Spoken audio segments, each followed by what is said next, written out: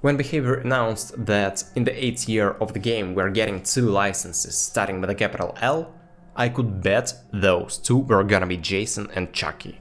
After all, Dead by Daylight is a slasher-based game, and those 2 were mentioned by Matthew Coates in multiple interviews over the years.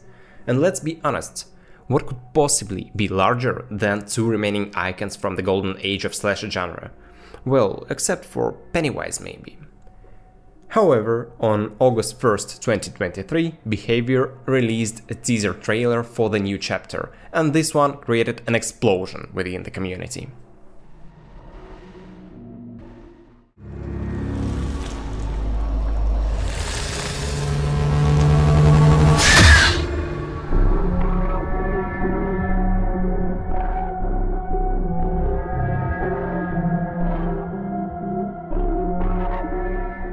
PDB for the next chapter was scheduled to start on August 8th of 2023, showcasing Alien.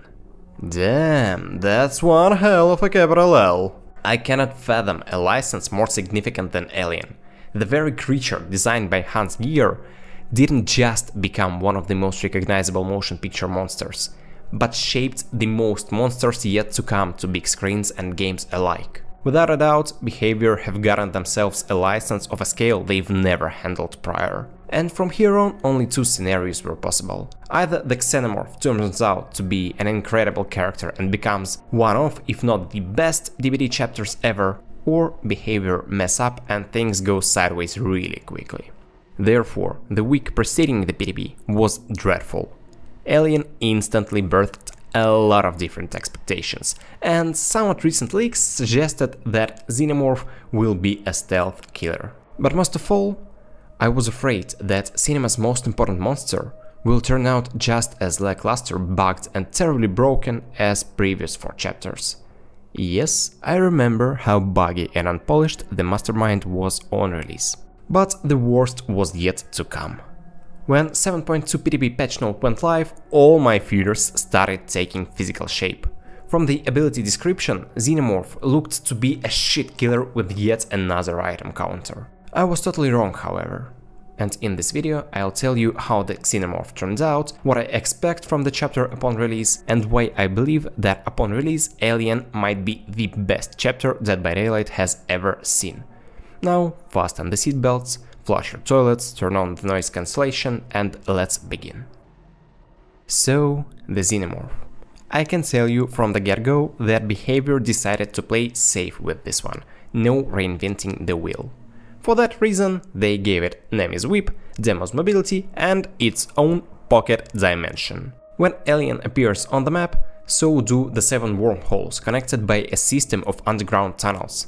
Each wormhole spawns near a gen. When the killer gets inside one, it enters those tunnels.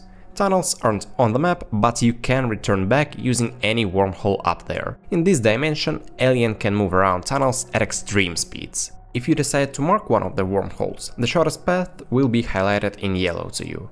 And while underground, the killer hears every sound made above and sees survivors' footsteps. These wormholes have 2 nuances. First one, when a killer is in the tunnels, its location is almost untraceable.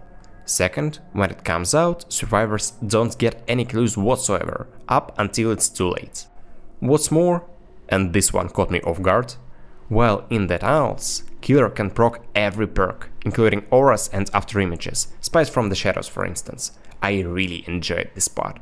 Overall, Alien's teleports turned out to be genuinely fun and extremely functional. Using tunnels to move around the map, listen to the sounds and gather information is an actual playable strategy I've been happily applying on the PDB. Talking about the Nemesis Whip, the Xenomorph can hit survivors in a similar way with its tails. That's his M2. But wait, we need to start a bit earlier. The Xenomorph has 2 modes, normal and running.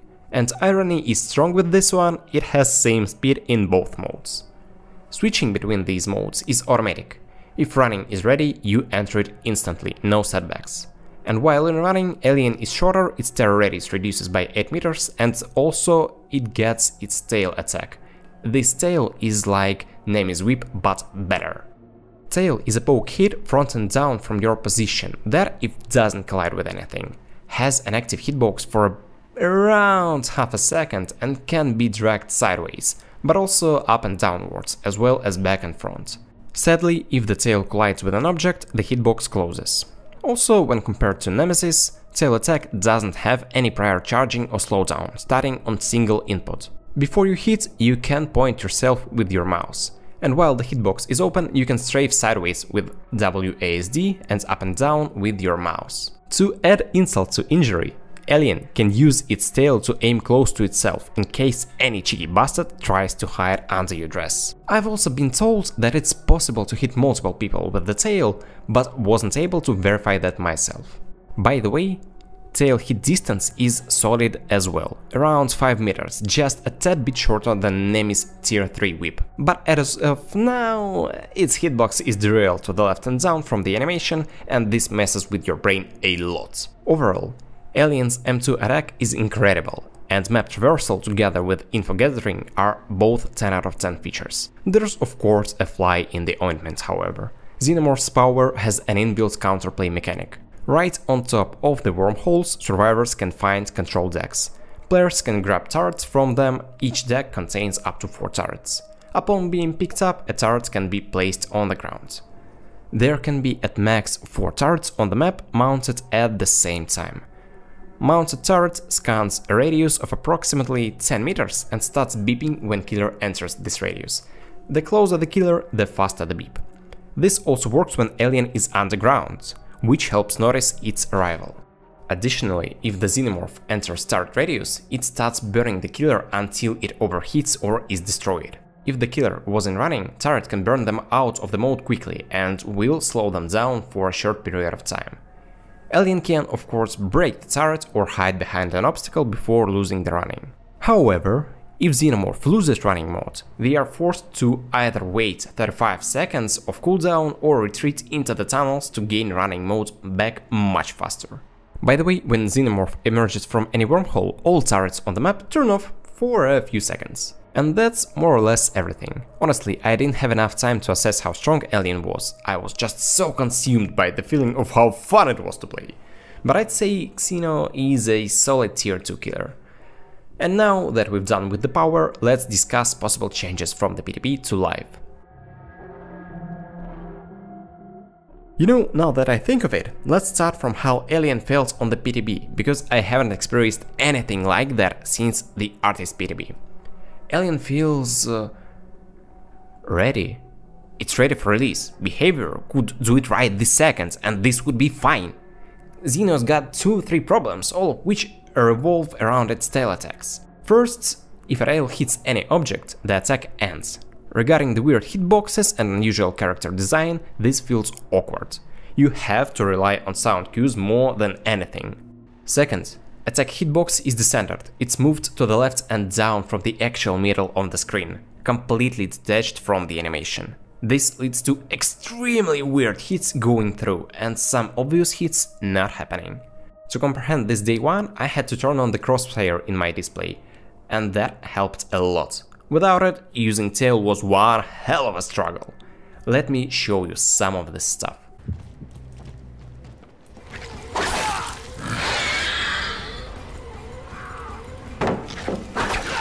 Найс пробитие, да?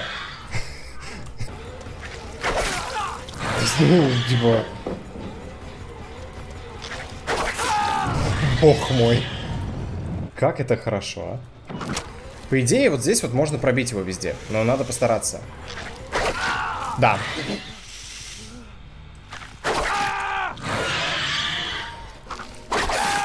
То есть...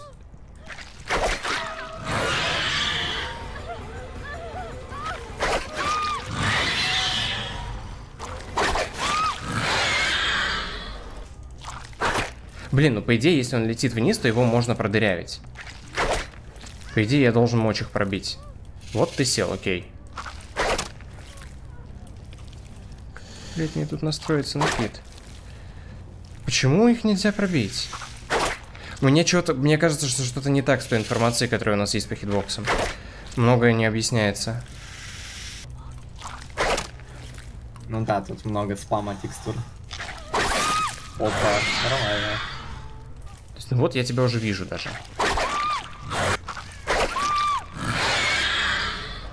Короче, Вот так, да? вот так я вижу твою голову. Пиздец. Я проверял, могу ли я увести камеру вниз одновременно и сместить ее в бок. Finally, the guys I've played with in private games voiced their concerns about how effective turrets are against this killer, saying that maybe Alien should have a couple turret-related add-ons built into his base kit. In general, I agree with this statement. It may not make the killer weak, but it is certainly frustrating to deal with and will take its toll on community's perception of the Xenomorph. And that's it. No other serious issues, or any issues as far as I could see. A couple bugs, but compared to most previous PTBs, that's just nothing. Alien doesn't feel too weak or too strong, nor does he feel useless. Everything's got a purpose. If behavior don't fix any issues with the tail and release Xenomorph as is, it's an 8 out of 10 killer. If the issues are fixed, however, that is definitely a 10. Therefore, in this brave new world, I'd expect Alien to get its tail fixed, turrets to get nerfed, and that's gonna do it. And even if behavior changed nothing, I'll be fine with the result. There is, of course, a possibility for the devs to look at the feedback and decide to nerf a couple of things, but I myself don't see any reason for that. I expect that upon release we get a killer at least as good as it was on the PTB. Best case scenario, we get a perfect character. And with this bold statement, I feel like it's the right time to answer the most important question. Why do I believe that Alien is on track to become the best Dead by Daylight chapter ever?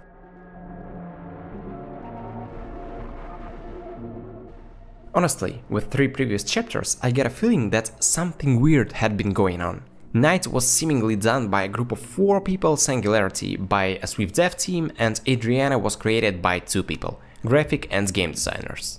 All 3 of them turned out to be problematic and required a series of changes, and for the most part those were significant.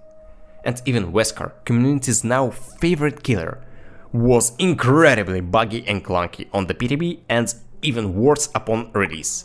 Fixing him took months, and to this day a critical bug persists in his power. However, the Xenomorph was definitely created by a big, responsible team of passionate people. Somehow it dodged every single problem that had been plaguing killers for years now. It's almost perfectly polished. All parts of his kit are functional, they are useful and comprehensible. To my surprise, Alien feels smooth, no animation feels answer slow. Well, except for the tail nuances. I wanna say hello to Wesker, Nemesis, Pyramid, Slinger, Artist and their terribly slow power activation animations. On the PTP, this killer feels better than the majority of its colleagues on live game, both in bugs and balance. Alien's power works effortlessly with most perks in the game, unlike Victor or Knight's Guards, for instance. And even its add-ons are genuinely awesome. Yeah, sure, maybe there's too much of them targeted at turrets. Maybe a couple of them should be base kit? But there are no useless ones. Quality and interest distribution between them is extremely solid as well, maybe even the best in the game. And Iridescent Ascetic Blood deserves its own praise even, due to how fun and solid it is in idea and execution. Alien is extremely fun to both play as and against, which is becoming rare among new releases. Moreover, while testing the killer in private lobbies, my guys noticed that everyone who played Xeno did it in different ways. Alien's design allowed us to do this. Finally, what I don't recall for a long time, it's easy to explain to a beginner. Alien can be explained in just a few lines. A friend of mine recently came back into the game, and when we versed Singularity, I struggled to explain it in a few or even just simple words, without leaving out important stuff. Now let me do that for the Xenomorph. Alien can dwell underground, exits are located near gens. While underground, it sees steps from running survivors and can hear all sounds. It's got 2 modes, walking and running. While running, it's shorter and gains its M2, tail attack. You can pick up turrets from controlled decks, which when placed will detect Alien, even underground. When the killer is in plain sight, turrets will burn it out of running. This is Calibre 12 if you are wondering. Alien is simple to understand and start playing. At the same time, it provides you with variability and, when looked at in details, requires quite the amount of both mechanical skill and tactical thinking. Overall, Xenomorph is a success. Seems like Behavior did understand that if they show an unfinished killer on the PTB, they won't escape the resulting shitstorm, even if they polish everything for release. Therefore, on the PTB we got to experience an almost perfect character. And the PTB itself was one of the best in years, and definitely the best in my 2.5 years in the game. And Alien itself I find to be the best character ever released since the Oni, whom I consider to be the golden standard of character design and execution. Is that enough for the chapter to be the best ever though? Well, that's a legitimate question. This doesn't come solely to how good the killer is. Everything except for perks is top-notch this time. Animations for both the Xenomorph and Alien Ripley are vast, well-made and filled with passion. I mean, just look at Jones coming triple to get a pet. Oh my god, that's so sweet. I've got a lot of cats. I've got a lot of cats. To finish me off, Behavior have released Nostromo Wreckage, the most unique map in the game. It has it all. The scale of the looks, the right gamma, astonishing remains of Nostromo, and traps, the never before seen interactable loops. Isn't that insane? After so many years of the game, when everything feels stale, we get a map with unique interactable objects. Honest to God, I was starstruck when we found them. Yeah, sure, I would definitely prefer the map to be totally indoors and fully convey the dark claustrophobic horror of the original 1979 motion picture. But let's be honest, new map is a perfect fit for the chapter even as it is. I'm just being picky over the inner need to be. To draw the line, Xeno is good. Sigourney Weaver definitely didn't give out a permission to use her face in the game, but that doesn't make Ellen Ripley or Jones less desirable as guests in the realm. And the new beautiful and interesting map is a cherry on top. Well, maybe a huge one, half the size of the cake. Sure thing, I'd love to see better perks for both sides this time. But never will I judge the chapter based on the perks it brings. All in all, stars perfectly aligned for the new chapter.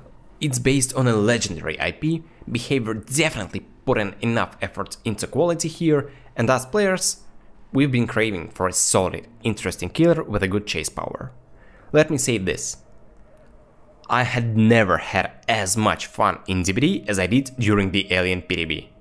So yeah, Alien has every chance to become the best chapter in Dead by Daylight's history. Or may that be that I just sold my soul way too cheap for the only license I'd actually thought of wanting in the game. Who knows? You can of course say that Alien is way too unoriginal to be the best chapter ever, with the killer's power being a mix of two and new map reusing Toba Landing's assets. And that is valid criticism. I can't and won't argue with this. That's all folks, my speech is over, and one final question needs to be asked before the curtain call. This year we were promised 2 licenses with a capital L. If Alien is the first one, what's next?